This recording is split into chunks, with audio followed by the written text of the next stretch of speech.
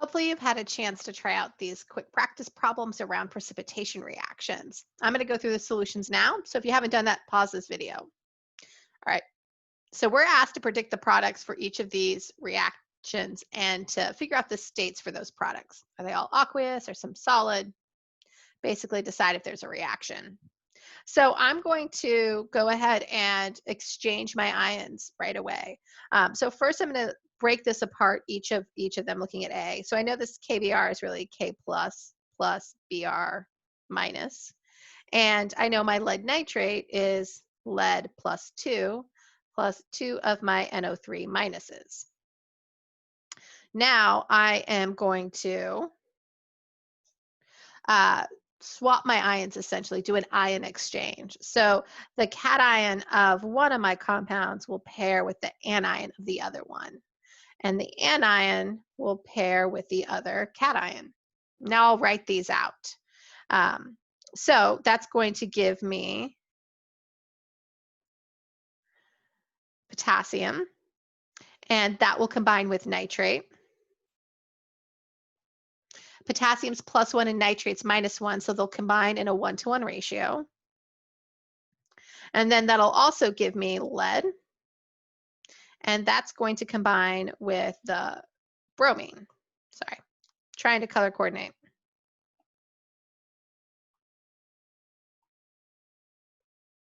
Now that lead is a +2 charge and the bromine's -1. So I'll need 2 bromine to balance out that positive charge from the lead.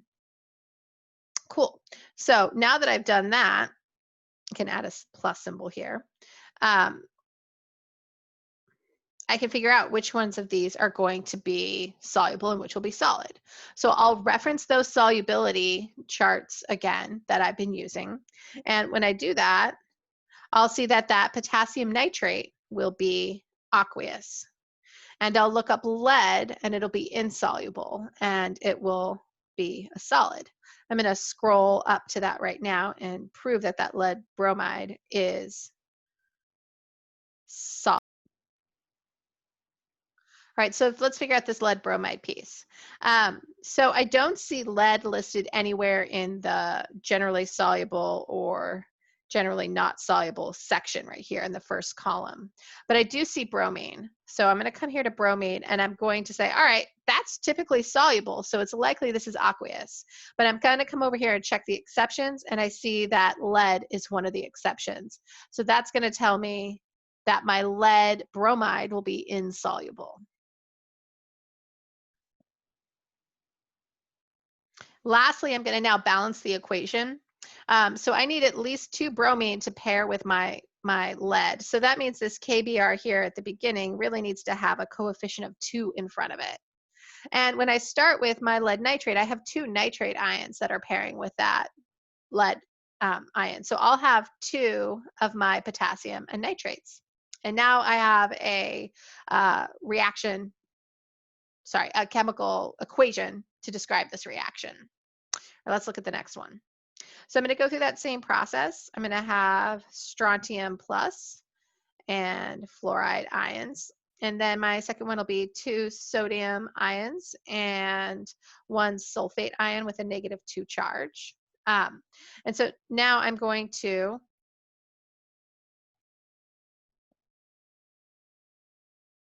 pair up the cation of one compound with the anion of another. So I'm doing that ion exchange component. So I'm going to connect this strontium with the sulfate, and I'm going to connect my fluoride with my sodium. And so when I do that, I'm going to end up with strontium, sulfate, and that sulfate has a -2 charge. So that means I'm going to need 2 of those strontium +1 ions to counterbalance the -2 charge so it's neutral. We'll do that. And then for our next one, we are combining the fluoride ion with the sodium ion. So I'll have my sodium and fluoride combine. Now each have sodium's +1, fluorine's -1, so they'll combine in a 1-to-1 ratio. So with that, now I'm going to figure out which ones of these are soluble and which ones are going to be insoluble. So I'm going to go to my solubility chart. So starting with my strontium sulfate, I'm going to look for sulfate or strontium somewhere on this chart. And I don't see strontium on my first column, but I do see sulfate. So with that, I can now look at the exceptions, like this is maybe soluble, but when I read the exceptions, I see that strontium is one of them. So that means that my strontium sulfate is going to form a solid in water rather than be aqueous, so it's not going to dissolve. Let's double check our sodium and fluoride too. So my sodium is right here. Sorry, that made it hard to read. And there's no exception to it. So that means that the fluoride that's paired with the sodium will still be soluble in solution.